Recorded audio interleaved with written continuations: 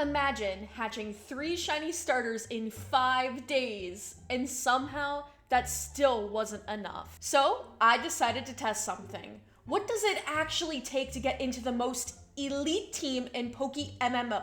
Team Mister. Before we get into this, let me show you something. In about a month of playing, I reached 71 shiny points. That includes hatching 3 shiny starters back to back in under a week. And yeah, I played a lot, almost 500 hours, but results are results. If you've played PokeMMO, you've definitely heard of Team Mister. They're known as one of the biggest shiny hunting teams in the game. They're exclusive, hard to join, and supposedly elite. So naturally, I assumed getting in was based on performance. And then something really weird happened. I posted my grand achievement, 3 shiny starters in 5 days. But unfortunately, that got completely ignored. Meanwhile, smaller achievements were being reviewed and highlighted, literally from players in my own team that I am the owner of. Now, I would post proof from the said YouTube channel that does these shiny showcases, but I cannot because I would get copyrighted. So I started wondering, what actually gets recognized here? So I decided to look deeper. I decided, why not check their shiny leaderboard? Every significant team on PokeMMO has one, and I thought, why not compare my points to the members of Team Mister? Surely I'm missing something.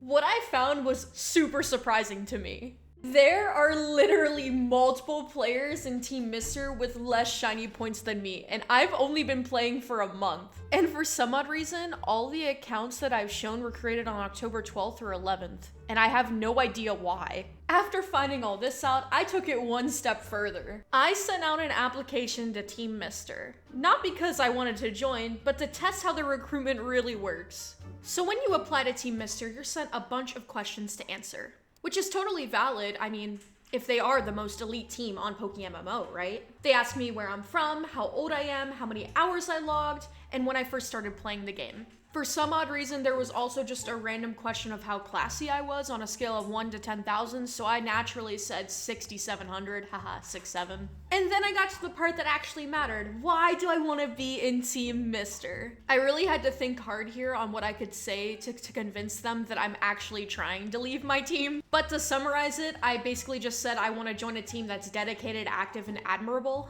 And that I also wanted to shunt with like-minded individuals, whatever that means. The next question was if I was on any other teams, and if I was, why do I want to leave? Now, this was a bit difficult for me because I do not want to leave my team, and I really love my team, and I put so much work into it, so why would I just randomly want to leave all of a sudden? So yeah, I used my big brain and just made up some BS. To summarize it, I just said that my team is more laid back, and I'm looking for a more professional experience, and that my team isn't really dedicated to shunting as much as me. Once again, guys, my team is very, very awesome, and I love the people in it.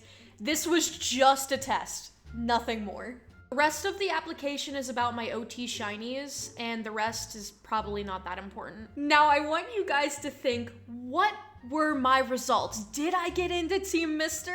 I, of course, got denied. 71 shiny points, multiple rare shinies, an active player, and still denied. And then I asked for feedback, an explanation, and got no response. It's funny because I actually saw the recruiter start typing, but then he didn't send anything at all. And that's when it finally clicked. You know, I'm not saying that they should have accepted me. I'm saying there's no clear reason why they didn't. Because if it's not based on shiny points, and it's not based off rarity, then what is it based on? And the more I looked into it, the more it made sense to me. Team Mister obviously isn't just about performance.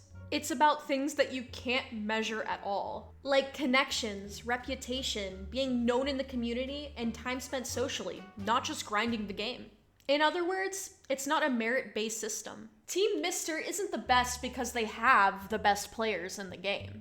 They're the best because they get to choose who gets in. And honestly, that's not necessarily a bad thing, but it should change how you look at elite teams in PokeMMO. Because in this game, being the best player isn't enough for you. You have to be known. If you guys enjoyed today's video, make sure to leave a like and subscribe down below. Also leave a comment on some video ideas that you have for a future video. I would also like to add that my team Golden Encounters is recruiting. If you're interested, please click on the link down below that's pinned in the comment section. Thanks for watching, and I'll see you in the next video. Bye-bye!